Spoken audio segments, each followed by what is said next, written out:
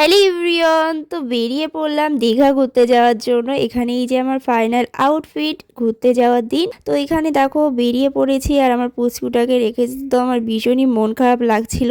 আর এখানে দেখো রাগের জন্য নিজেকেই মারতে শুরু করেছে। তারপর এই যে গাড়িতে করে স্টেশনে যাবার জন্য বেরিয়ে পড়লাম। তো এরপর এই যে ট্রেনে করে আমরা নেমেও গেছি আর এখন যাচ্ছি সোজা কলেজের দিকে। তো এখানে এই যে আমরা সবাই ব্যাগ নিয়ে দাঁড়িয়ে আছি, বাসের জন্য অপেক্ষা করছি। আর তারপর বেশ কিছুক্ষণ পর এই যে আমাদের বাসও চলে এসছে। তারপর দেখো এখানে সবাই এই যে ব্যাগ গুছানোর জন্য রেডি, ওঠানোর জন্য বাসে। তো এরপর বাসে ব্যাগ ট্যাগ রেখে আমরা এই যে সবাই যে যার জায়গায় বসে পড়ি। আর সন্ধ্যার টিফিনে দিয়েছিল চাউমিন খেতে। এরপর খেয়ে টেয়ে তো রাত্রে সবাই এখানে ভীষণ মজা করে নাচ করেছিলাম। তো এই যে আমিও তাদের সাথে একটু করেছিলাম ড্যান্স। আর তারপর দেখো রাত 2টোর সময় এখানে কোলাঘাটে এসে আমাদের বাসটা থামে আর সেখান থেকে আমরা রাতে ডিনারটা করব। তো এখানেই যে আমরা পরের দিন সকালবেলা দীঘা পৌঁছে গেছি প্রায় 6টার সময়। এখানে এসেই ফার্স্টে আমরা সানরাইজটা দেখলাম আর তারপর যাব রুমে।